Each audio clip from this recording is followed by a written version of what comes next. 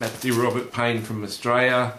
This is a teaching series on 1 Corinthians chapter 14. We're going through each verse one by one. There'll be 40 videos in this series. I encourage you to watch them, although it'll be a big time investment because it'll be about 5 hours worth, 4 or 5 hours worth. Perhaps you want to read through 1 Corinthians 14 and pick the verses you don't understand and type those verses in the format I've got and find it. If you want to go down in the description tag right now, you'll find the verse printed there in the description tag that we're going to cover. This is 1 Corinthians 14 verse 9, and I'll read the verse. So, likewise, unless you utter by the tongue words easy to understand, how will it be known what is spoken? For you will be speaking into the air. Paul had just said in verse 8, for if a trumpet makes an uncertain sound, who will prepare for battle? And he's saying that there's a certain sound played by a trumpet in war, and the soldiers march out into war. If a trumpet is played and it's not a recognizable sound, command, this would cause uncertainty and confusion in the soldiers, and that's not the sort of thing you want to do in a war zone to your soldiers. So too, he says, so likewise, unless you utter with the tongue words that the church and the congregation and individuals can understand, how will it be known what you're doing? How will they know what you're saying? Are you a person who likes to pray in tongues out loud in a church setting? Are you a person who likes to burst out into tongues where other people can hear you, people you don't know? Paul is saying this will bring confusion on a person who doesn't understand tongues, even fear, worry. You may think you're a little crazy.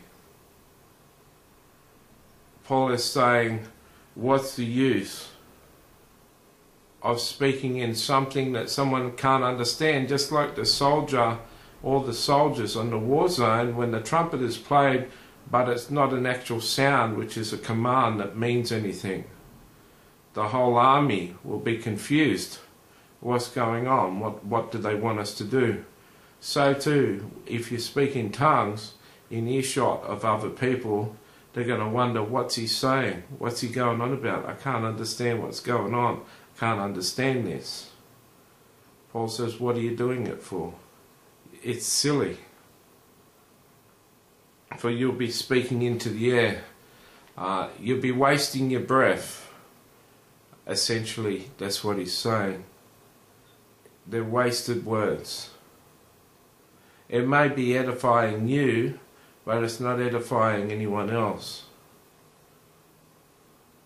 Now, I've heard people in prayer, praying and interceding for someone in deliverance, burst into tongues, and I'm sure this is okay. The person being prayed for understands that the person is doing deliverance, and the Lord knows what's happening, and most of these deliverance ministers who do this will only burst in a short burst and then go back to English. But this is understandable because he's praying something that the demon in the person can't understand. But essentially, speaking in tongues is just a waste of breath. It's confusing to people, and it shouldn't be done. Paul, the Lord Jesus, wouldn't have just had this written to the church in Corinth. This problem must be ingrained in Pentecostal churches all around the world for this to be here, for this to be relevant. all these scriptures Paul wouldn't be making such a case about this, such an argument against this sort of practice, if it wasn't going on. There's a lot of disorder in churches. There's a lot of things not properly done in churches, and I'm not going to go into some of the things because I want to stay on subject.